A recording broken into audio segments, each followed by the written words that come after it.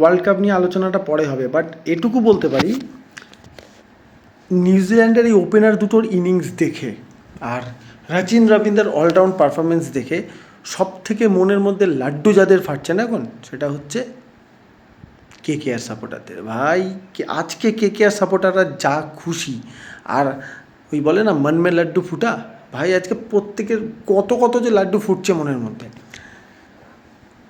এই দুটো opener next season Finn Allen আর এই আরেকটা ওপেনারের নামটা খুব ডিফিকাল্ট উচ্চারণ করা, আমি থাক, মান সম্মান চলে যাবে, উচ্চারণটা করতে পারছি না ঠিকভাবে, নামটা সেইভাবে মনে নেই। যাই হোক, এরা দুজন কেকেআরের হয়ে ওপেন করবে, Rachin Rabindra maybe first down আসবে। ভাই ভাই ভাই ভাই ভাই কেকেআর। যাই হোক, আজকের এই ম্যাচের পর সাউথ আফ্রিকাকে চোকাস বলাটা বন্ধ করুন, কারণ আজকের ম্যাচটা আপনি কী করে নেবেন। অবভিয়াসলি একটা প্রেশারে সাউথ আফ্রিকা আজকে নিজেকে ফেলে দিয়েছিল। ওই বলে না একটা দিন যায়, আজকে সাউথ আফ্রিকার ওই দিনটা ছিল যেদিন কিছুই ঠিক হচ্ছিল না। আর এই যে ট্রেন্ডটা তৈরি হয়েছে না ওয়ার্ল্ড কাপেতে, যে একটা ট্রেন্ড তৈরি হয়েছে, পাওয়ার প্লেতে লেফট আর্ম থাকলে অফ স্পিনার দিয়ে স্টার্ট করো, লেফট আর্ম ব্যাটসম্যান থাকলে অফ স্পিনার দিয়ে স্টার্ট করো। তো আমার এটা মনে পড়ে যাচ্ছে 96 ওয়ার্ল্ড কাপে নিউজিল্যান্ডই এই জিনিসটা করেছিল, যে পাওয়ার প্লেতে স্পিনার দিয়ে স্টার্ট করো। তো আজকে সেই জিনিসটা দেখে মনে পড়ল। তাই তো এই ট্রেন্ডটা কিন্তু লং টার্ম ট্রেন্ড হতে চলেছে। যদি রাইটি থাকে লেফট আর্ম স্পিন দাও, যদি লেফটি ব্যাটসম্যান থাকে তাহলে সিম্পল অফ স্পিনার দিয়ে স্টার্ট করো।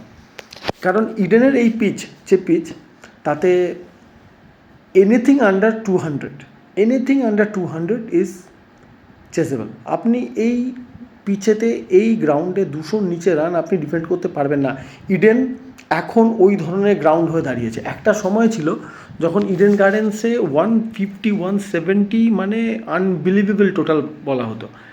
ওই যুগ চলে গেছে ভাই, সোজা সাপটা কথা, ওই যুগ আর নেই। এখন 190 200 ইজিলি চেজ হয়।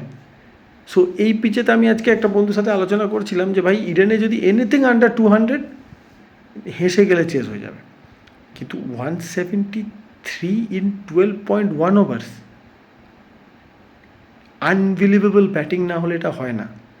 দেখুন, south Africa is not that kind of A team যে আপনাকে বেশি সুযোগ দেবে ফিল্ডে।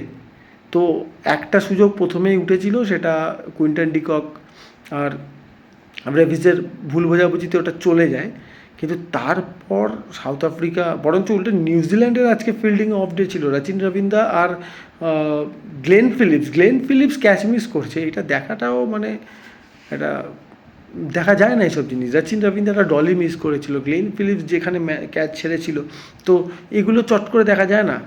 গ্লেন ফিলিপস আবার ছেড়েছিল ডেভিড মিলারের ক্যাচ, তো তারপর ডেভিড মিলার কিছু করতে পারেনি, দ্যাটস আ ডিফারেন্ট পয়েন্ট, কিন্তু দেখা যায় না এগুলো। সাউথ আফ্রিকাকে অনেকে চ্যাম্পিয়ন ধরে রেখেছিল, and that's why cricket is such a funny game. আপনি যেটা ভেবে চলবেন একদম তার উল্টোটা হয়ে যায়। সাউথ আফ্রিকাকে মোটামুটি সবাই চ্যাম্পিয়ন ধরে নিয়েছিল যে this team is going to win this world cup. Every department, batting, bowling, fielding, they are outstanding ভাই। তাদের ব্যাটিং দেখুন, আপনি ব্যাটিং ডেপথ দেখুন, তাদের অলরাউন্ডার দেখুন, তাদের কাছে বোলার্স দেখুন। এনি কন্ডিশনের জন্য এই টিমটা রেডি ছিল। পেস অ্যাটাক বলুন, স্পিন অ্যাটাক বলুন, অলরাউন্ডার্স বলুন, ব্যাটিং বলুন, শুরুতে বলুন, মিডল অর্ডার বলুন, ডেপথ বলুন, মার্কো জনসনের মতো অলরাউন্ডার আছে যেখানে। তো বাট ওই যে cricket is such a funny game. আর নিউজিল্যান্ডকে নিয়ে যে কথাটা বলা, ভাই এই টিমটার খেলা দেখে না কি মনে জানেন, এই টিমটা বিশেষ করে এই ওয়ার্ল্ড কাপ ক্রিকেটে এই টিমটা এই নিয়ে আই থিঙ্ক তাদের এটা ওয়ার্ল্ড কাপেতে অনেকগুলো ফাইনাল খেলে পেলো। লাস্ট তারা চ্যাম্পিয়ন হয়েছিল কোনো আইসিসি ট্রফি, মানে এই টেস্ট চ্যাম্পিয়নশিপটা বাদ দিলে লিমিটেড ওভার্স ক্রিকেটে 2000 সালে ইন্ডিয়াকে হারিয়ে তারা হয়েছিল আইসিসি নকআউট চ্যাম্পিয়ন নাইরোবিতে। আমার মনে আছে that the team of Sourav Ganguly, যেটা হেরে গেছিলো ইন্ডিয়া। তো তারপর তারা ওয়ার্ল্ড কাপ ফাইনাল খেলেছে, তারা T20 ওয়ার্ল্ড কাপ ফাইনাল খেলেছে, তারা 50 ওভার্স ওয়ার্ল্ড কাপ ফাইনাল খেলেছে, তারা সেমিফাইনালসে রেগুলার বেসিস থাকে এই নিউজিল্যান্ড, বাট পেরে ওঠে না।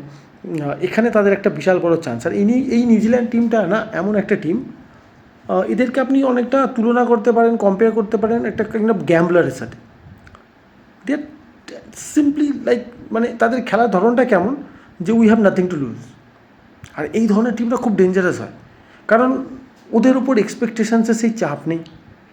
55 lakhs পপুলেশনের একটা দেশ, সব ধরনের স্পোর্টসে তারা ইনভলভড, এত প্রেশার নেই, ভাই যাও পারফর্ম করো, বেটার তুমি যদি জিততে পারো। আর দে আর প্রডিউসিং কোয়ালিটি প্লেয়ার্স। ক্রিকেটে তাদের একটা আভিজাত্য আছে, যদিও তারা সিরিয়াল চ্যাম্পিয়ন্স নয়, বাট স্টিল। আর তাদের ক্রিকেটটা না দিন দিন আরও যেটা হয়ে দাঁড়াচ্ছে সেটা হচ্ছে গ্যাম্বলিং। ভাই আমার কিছু হারানোর নেই, so we will give our everything. আর এইভাবেই আমরা ক্রিকেটটা খেলবো। আর এই ধরনের সাইটগুলো খুব ডেঞ্জারাস হয়। And New Zealand is looking very dangerous. আহমেদাবাদে it doesn't matter the opponent will be England, the opponent will be India, whoever it is.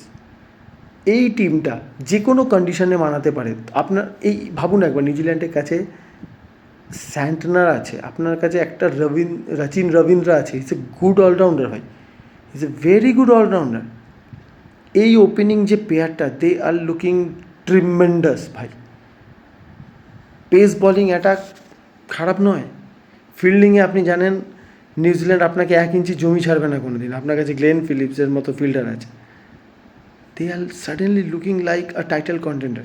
ফাইনালে উঠে গেছে টাইটেল কন্টেন্ডার তো বটেই, বাট একবারের জন্য গোটা ওয়ার্ল্ড কাপে দেখে মনে হচ্ছিল না যে নিউজিল্যান্ড এটা করতে পারে। পাকিস্তান হারবে, Pakistan net run rate qualify করতে পারলো না বলে নিউজিল্যান্ড কোয়ালিফাই করে গেল, ঠিক আছে। তো সেখান থেকে তারা আজকে ফাইনাল খেলছে। That's why cricket is once again cricket is a funny game. আবার এখানে দেখুন, এরা কোয়ালিফাই করতে পারতো না হয়তো যদি পাকিস্তান ঠিকঠাক করে খেলতো। পাকিস্তান কোয়ালিফাই করার কথা, সেখানে আজকে নিউজিল্যান্ড কোয়ালিফাই করে তারা অলমোস্ট চ্যাম্পিয়ন ধরে নেওয়া টিমটাকে হারিয়ে দিয়েছে টুর্নামেন্টের বাইরে। হ্যাটস অফ বাই, এক্সেলেন্ট নিউজিল্যান্ড, এক্সেলেন্ট ক্রিকেট। আর কালকে ইটস ইন্ডিয়া ভার্সেস ইংল্যান্ড ওয়াংখেড়েতে। আমি ওয়াংখেড়েতে এবারে যে ম্যাচটা ইন্ডিয়া দেখেছিলাম এগেনস্ট ইউএসএ, পিচের বিহেভিয়ারটা দেখে আমি একটু শকড ছিলাম, কিন্তু লাস্ট 2 দিন ধরে যা দেখছি তাতে পিচ যা দেখাচ্ছে, যে পরিমাণ ঘাস আছে পিচে, কোথাও গিয়ে হয়তো এটা আমার মনে হচ্ছে it is going to be a high scoring match. Initial স্টার্টে এটা একটা ট্রিকি কাইন্ড অফ টস হতে চলেছে, কারণ আমার যেটুকু নলেজ তাতে যদি এই ঘাসটা রাখা হবে না, অতটা গ্রিন ঘাস T20-তে রাখে না, অবশ্যই ওটা ছাঁটাই করা হবে। তো ইনিশিয়াল 2-3 ওভার ফার্স্ট ইনিংসের শুরুতে পেসারদের জন্য কিছু থাকবে। ওয়াংখেড়েতে বরাবর থাকে, ওয়াংখেড়ে ইজ আনপ্রেডিক্টেবল গ্রাউন্ড। ওয়াংখেড়েতে পেসারদের জন্য কিছু থাকে, স্পিনারদের জন্য কিছু থাকে। আপনি অ্যাজ এ ব্যাটসম্যান ওখানে ট্রাস্ট করতে পারেন। আমরা যেটুকু খেলা দেখেছি তাতে ওয়াংখেড়েতে আপনি কখনো বলতে পারেন না যে এক পেসে পাটা উইকেট পাবেন না, এখানে আপনি মেরিটের ওপর উইকেট ইউজ করা যায়। তো খুব একটা মানে ইজি ম্যাচ এটা নয়, এটা একটা ট্রিকি ম্যাচ হতে চলেছে India versus England. My prediction, টসটা খুব ম্যাটার করবে। ওয়াংখেড়ে ইজ আনাদার গ্রাউন্ড যেখানে ডিফেন্ড করাটা খুব টাফ। কতটা কি ওটস পড়বে তার ওপর অনেক কিছু ডিপেন্ড করছে, but still obviously India will win it. আমার যেটা মনে হয় যে ইন্ডিয়া যদি ফার্স্টে ব্যাট করে, they will win it by a margin of 15-20 runs. আর যদি তারা সেকেন্ডে ব্যাট করে, they will win it 1 over বাকি থাকতে উইথ 3 or 4 উইকেটস লেফট। এইভাবে হয়তো ইন্ডিয়া জিতবে ম্যাচটা। So let's see, finger crossed কালকের ম্যাচের জন্য। কালকের ম্যাচ হয়ে যাওয়ার পর আবার দেখা হবে আপনাদের সাথে। ততক্ষণের জন্য খুব ভালো থাকবেন সবাই। Take care guys.